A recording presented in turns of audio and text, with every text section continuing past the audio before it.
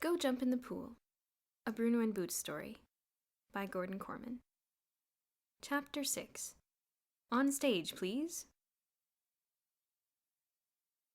"Boots, we're playing to a full house!" exclaimed Bruno as he peeked through the curtains. "I saw," replied Boots, trying to ignore the nervous quivering in his stomach. "Bruno, do we really have to do all that stupid stuff? Especially the ugliest man in the world?" "We do the show as is," Bruno insisted. "We'll be great." He turned as Diane Grant rushed up, all a-twitter. "What's the matter?" "Bruno," she said breathlessly, "Kathy says we have to have a pair of large scissors or our act is ruined." "Boots, get a pair of scissors for the scrimettes." Bruno walked away to check on his other acts, reflecting that the life of a stage manager wasn't too hard after all.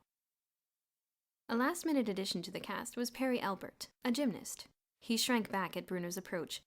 "No offense, Bruno, but please go away. In the past, our relationship has been a hazardous one. For me, that is." "Really?" Bruno asked in surprise. "What have I done?" "Nothing, actually," sighed Perry. "You give me a chocolate bar and I lose a filling in it. You help me with my suitcase and the lock disintegrates, so I have to pick up clothes for half an hour. That kind of thing. Things just happen to me when you're around. I'll probably break my neck out there." "You're gonna be great," Bruno soothed him. 5 minutes, everybody! 5 minutes! Bruno made a last-minute check of the lighting crew and the boy who was operating the record player. Everything was ready. The time had arrived. The house lights dimmed, the music started, and Bruno Walton, clad in his best suit and a large bow tie, stepped out into the spotlight. The applause was deafening. Bruno was delighted. He hadn't even done anything yet, and he was already a success. Click! A camera flash momentarily blinded him. When the green spots faded from his eyes, he recognized Mrs. Sturgeon, waving her camera and smiling encouragement at him from the front row. "Good evening, ladies and gentlemen, and welcome to the first annual McDonald Hall Miss Scrimmage's Talent Show. Proceeds will go towards our swimming pool fund. We have a great variety show planned, starring students from both schools, and featuring as our pièce de résistance the world premiere performance of the Scrimettes." In the front row, Mr. Sturgeon winced. Beside him, Miss Scrimmage beamed. "So, let's swing into our first act," Bruno went on enthusiastically. "A dance team with 4 left feet." A little joke there. "Our soft shoe dancers, Huey and Louie." Bruno scrambled off stage and the curtains parted on Huey and Louie. For the first 60 seconds or so, Huey and Louie were doing quite well. But then Mrs. Sturgeon leapt up and again her camera flashed, blinding Huey, who turned the wrong way and rammed face first into Louie. They never quite got back on track after that, but nevertheless they received deafening applause when they finally stumbled to a finish. Bruno reappeared, applauding wildly. "Weren't they great, folks? And this is only the beginning. There's plenty of talent to come, so please don't walk out on us." Another little joke. He beamed and continued.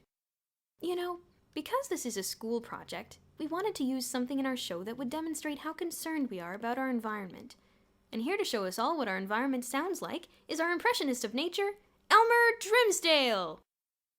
Stricken by stage fright, Elmer walked out onto the platform like a wind-up toy. Once there, spurred on by the applause, he took a deep breath and launched into his imitation of a humpbacked whale, forgetting the introduction he had planned. The spectacle of a skinny, crew-cut boy making faces and mooing at them without explanation shocked the audience into awed silence. When Elmer finished, there wasn't a sound. "The words, Elmer! The words!" Bruno whispered frantically. Everyone in the house heard him except Elmer, who, now really into his act, had begun to chirp lustily. The audience was more at home with these sounds, recognizing the bird calls for what they were. Backstage, Bruno Walton was tearing his hair and laughing. But out in the spotlight, Elmer was in his glory, chirping, twittering, and tweeting. Finally, he fell silent and surveyed the stunned audience. "Are there any questions?" One of the parents stood up. "I recognized all your bird calls except the first one," he said. "What was that first call you did?" Elmer looked thoroughly bewildered. "That wasn't a bird call," he said. "That was the song of the humpbacked whale, of course." The audience erupted into laughter, cheers, and applause. Elmer was ecstatic. "Are there any requests?" "Can you do the mating call of the great horned owl?" asked the science teacher from Miss Scrimmage's. "Certainly," Elmer replied. He folded his hands, closed his eyes, rounded his mouth, and began to hoot madly. A large bundle of brown feathers shot in through the open window of the skylight, headed for the stage, and began circling over Elmer, flying slower and slower until it became apparent to everyone that Elmer's lifelike imitation had attracted a great horned owl in search of a mate. It was unfortunate that Miss Scrimmage wore a hat lavishly trimmed with brown feathers. The bird, spying the love of its life, hooted happily and began its romantic approach. "Hit the deck!" bellowed Bruno from the edge of the curtain. Miss Scrimmage screamed as the bird swooped down, snatching the hat from her head. With one great flap of its powerful wings, it soared to the top of the building and out through the window, hat and all. Immediately, 2 stagehands scrambled up onto the ledge and heaved at the pulley to shut the window. The audience went wild. Some of the students were standing on their chairs screaming. Mr. Sturgeon was down on the floor trying to revive Miss Scrimmage by fanning her with his handkerchief. Elmer, who had noticed nothing out of the ordinary, was bowing, waving, and smiling in triumphant response to his standing ovation. Bruno was also out on stage trying to calm everybody down. "Elmer Grimsdale, ladies and gentlemen! Wasn't that some act? Not quite what you expected, was it?" It was some time before people were back in their seats and the show could go on. Next on the agenda was the first of the comedy routines created by Bruno and so dreaded by Boots. While Bruno was indulging in easy patter with the audience about the superb quality of the acts to come, Boots crept onto the stage on all fours, studying the floor intently. Bruno pretended not to notice him until Boots bumped into his leg. Bruno, looking down in disgust. "What are you doing out here? Can't you see I'm trying to do a show?" Boots, still studying floor. "I'm looking for my contact lens. I lost it backstage." Bruno. "Well, if you lost it backstage, why are you looking for it out here?" Boots. "Because the light is better out here." Boots crept off stage amid polite applause from the adults and cheers and jeers from the students. "Moving right along," Bruno continued brightly, "we have our lovely singer Janet Black, who will sing 'This Land Is Your Land,' accompanying herself on the ukulele." Leaving the stage to the singer, he stepped into the wings where an angry Boots was waiting. "Bruno, I am not going to make a fool of myself again. That was bad enough, but the other one is the ugliest man in the world, and I just can't stand it." "Haven't you got ears?" Bruno exclaimed. "They loved it. The whole show's going over great." "But Bruno, I'll take complaints tomorrow," Bruno told him. On stage, Janet Black was doing well. The audience was singing and clapping along with her, and when Mrs. Sturgeon snapped her picture, she didn't even flinch. The song ended to thunderous applause. Next was the death-defying act of the amazing Frederick. It was a showstopper. Mr. Sturgeon fidgeted in his chair as he watched one of his students, to all intents and purposes, drowning himself. Finally, at about the 2.5-minute mark in the submersion, a woman in the 7th row leapt to her feet and began screaming, "My baby! Freddie, stop at this instant!" Miss Scrimmage was quick to join the mother's wailing. By the time the amazing Frederick, apparently still alive and well, had collapsed on the stage with his chest heaving and his head in a towel, the audience was in a frenzy. Bruno grasped the microphone. "The amazing Frederick, folks, and wasn't he wonderful?" The mother cried, "Wait till I get my hands on you, Freddie!" sending the audience into gales of laughter. And now, ladies and gentlemen, we take pride in presenting our super gymnast, Perry Albert. Perry cartwheeled onto the stage and began a series of leaps, bounds, somersaults, headstands, stretches, and bends, all to music. He was a real trooper, getting through the flash of Miss Scrimmage's camera, and even ignoring the 3 times his record became stuck. While he was taking his bows after a flawless performance, Perry was thinking happily that the jinx was broken. Bruno hadn't gotten to him this time. Then Bruno bounded onto the stage, shouting, "That was great!" and awarded Perry a mighty slap on the back, and Perry went sprawling off the stage head first into the lap of Mr. Sturgeon. Both he and the headmaster ended up on the floor. Perry scrambled up and shot Bruno an accusing glance before turning to assist Mr. Sturgeon. Fortunately, the headmaster was unhurt. On stage, Bruno carried on. "I draw your attention, ladies and gentlemen, to the spotlight at the center of the stage." The spotlight was focused on the huge grand piano. Underneath the piano squatted Wilbur Hackenschleimer. "Introducing Super Hackenschleimer, who will, before your very eyes, lift this immensely colossal piano. May I have a drum roll, please?" There was the sound of a needle scratching on a record, and the drum roll started. Slowly, Wilbur began to stand up. Sweat poured down his face, and terrible grunts and groans burst from him. With agonizing slowness, his shoulders lifted the piano as he straightened his legs. Mr. Sturgeon put an iron grip on his wife's camera. "Mildred, don't you dare flash that thing in the boy's face," he whispered tensely. "He'll drop our piano. Our only piano." The piano teetered dangerously on Wilbur's immense shoulders as he stood upright. The audience broke into a thunderous ovation. Mr. Sturgeon held his breath while the McDonald Hall strongman eased himself back onto his knees and let the piano safely down onto the floor. Then and only then did Mrs. Sturgeon stand up and snap a picture of Super Hackenschleimer panting and flexing his muscles in victory. "Well, what do you know?" exclaimed Boots O'Neill to himself in the wings. "He can lift a piano!" His feeling of elation was instantly replaced by profound embarrassment. Wilbur's act was finished, and that meant it was time for the ugliest man in the world routine. Boots would have given a great deal to avoid it, but he pictured himself at York Academy and knew he couldn't let Bruno down. Not now. "And now, ladies and gentlemen, a special treat," he heard Bruno say. "The famous Melvin P. O'Neill of McDonald Hall, who plans to stay at McDonald Hall, has searched the world over and found the person who is, without question, the ugliest man in the world.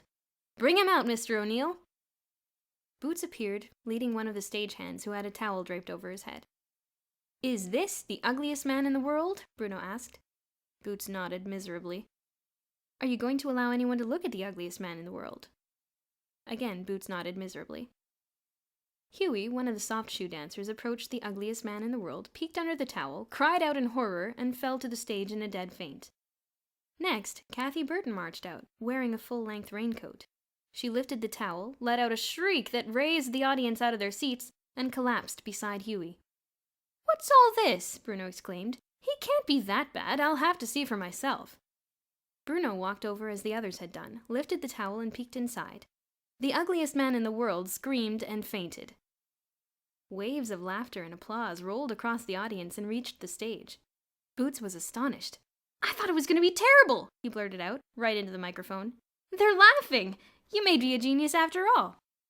The laughter doubled as Boots's exclamation was carried throughout the auditorium. The dreaded ugliest man in the world routine was a smash hit. "There's a lot more to come," Bruno announced when order was restored, "including the drawing of our door prize, and finally the fabulous scrimmets. But first, we'll have a 15-minute intermission. Don't go away." And the curtain closed to engulf him. Down the aisles rolled the dining room tea wagons, manned by students who were chanting, "Ice-cold orangeade, 10 cents. Get your fresh and delicious scrim cakes here, 15 cents. The idea of selling drinks and cupcakes at intermission had come from Wilbur Hackenschleimer, who had been unable to imagine anyone sitting through an entire performance without food. Bruno had charmed the orangeade out of the McDonald Hall kitchen staff. The scrim cakes had been baked in Miss Scrimmage's cooking class. Bruno and Boots had been delighted with the idea because it provided another source of revenue. This was the first Mr. Sturgeon had heard of it, however. As he bit into a rather hard cupcake, he reflected that, although he had given permission for this talent show, he had been consulted on very little else. "Aren't these delicious?" Mrs. Sturgeon exclaimed, much to the delight of Miss Scrimmage, who was very proud of the accomplishments of her girls. Backstage, Bruno was met by a white-faced Boots O'Neill. "Bruno, come quick!" he practically gibbered. "The scrimmets! They used the scissors to—" "Not now," Bruno interrupted. "Intermission is almost over." "But Bruno, we'll be expelled!" "Why should we be expelled? The show is great! Where's Sydney? I'm going out to introduce him." Bruno walked back out on stage. "Hello again, ladies and gentlemen. I hope you enjoyed your little snack. Next from our all-star cast, we have for you our juggler, Old Butterfingers." Little joke there. "Sydney Rampolsky." Sydney started out with Indian clubs, and after a perfect performance, switched to eggs. He'd been doing fine with first 3 and then 4 eggs until an enraptured Mrs. Sturgeon jumped up and snapped his picture, disrupting his concentration. The eggs flew from his hands, and one by one, as though aimed by an evil spirit, splattered against Miss Scrimmage's face. When the blindness caused by the flashbulb faded from his eyes and he saw what he had done, Sydney Butterfingers Rampolsky turned and ran. The audience lapsed into an embarrassed silence. As usual, it was Bruno who broke the ice. "We can have a few minutes' delay," he offered, "in case anyone wants to, go to the bathroom and wash egg yolk off her face." Miss Scrimmage rushed up the aisle, followed by a solicitous Mrs. Sturgeon. The headmaster beckoned to Bruno. "I don't suppose anyone thought to have those eggs hard-boiled," he said sarcastically. "Well, no, sir," Bruno replied. "We never thought Butterfingers was going to throw them at anyone." Mr. Sturgeon grimaced. "I trust there will be no more surprises this evening?" "Of course not, sir. Everything's going to be fine." In a few minutes, the ladies returned to their seats, and Bruno introduced Marie Latouche, virtuoso of the concert piano. Marie, a junior student at Miss Scrimmage's, played the piece she had been rehearsing for 2 weeks, hot cross buns. It was very well received, but there could be no encore. Hot cross buns was the only selection that Marie could play. "Boy, wasn't she terrific!" Bruno exclaimed. "And wait till you see what we've got for you now. Introducing Marvin the Magnificent, who will dazzle you with his supernatural powers." Marvin the Magnificent, the magician who had promised to polish up his act, was doing a fine job. He started with a few card tricks, sawed Boots in half, and made Bruno disappear. "I've got to find out how that's done," Mr. Sturgeon whispered to his wife. "Oh, William." "For my last trick," Marvin announced, "I will pull a rabbit out of this totally empty hat." Mrs. Sturgeon readied her camera. Marvin reached into the hat and triumphantly drew out a small white rabbit, which he displayed to the audience. Flash! The rabbit panicked, and using the top of Miss Scrimmage's head as a jumping-off point, headed for the back of the auditorium. Without hesitation, Mr. Sturgeon whipped out his trusty handkerchief and began to fan the semi-conscious Miss Scrimmage. He eyed Bruno accusingly. At the back of the hall, 2 usherettes were luring the rabbit from under a seat, using a leftover scrim cake as bait. The terrified animal was soon returned to Marvin, but not before he had paid Bruno 15 cents for the scrim cake. "And now, ladies and gentlemen," Bruno announced, "get your ticket stubs ready because it's time to draw for our door prize." Boots wheeled onto the stage a tea cart containing a fishbowl full of ticket stubs and a brightly wrapped package. The prize was donated by our own Mrs. Sturgeon. There was polite applause.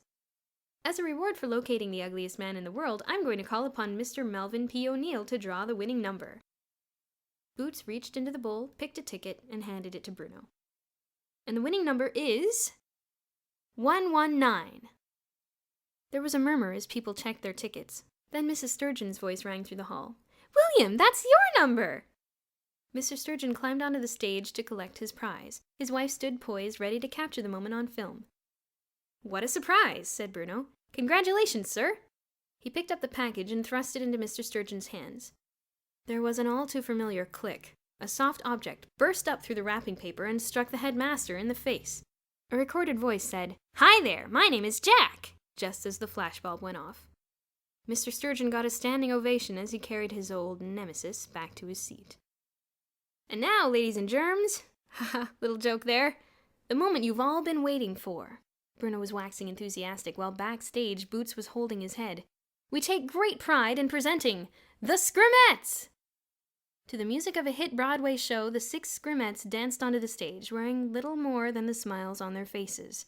Miss Scrimmage screamed in horror and slumped back in her seat, unable to take her eyes off the row of shapely legs. Even Bruno was shocked. He suddenly realized what Boots had been trying to tell him, that Kathy had used the scissors to modify the conservative sewing class ballet costumes. Pandemonium broke loose as the McDonald Hall boys stood up on their chairs and whistled. Mr. Sturgeon leaned over to Miss Scrimmage. "You say the girls made these costumes in sewing class?" Miss Scrimmage was beside herself. "They looked larger when I saw them," she managed to reply. "They had skirts attached." Mrs. Sturgeon rose to the occasion. "They're lovely," she said comfortingly. "And the girls are excellent dancers."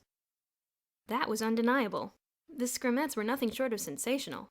In spite of the fact that they could no longer hear their music over the din, they staged a show that was worthy of the Rockettes of Radio City Music Hall.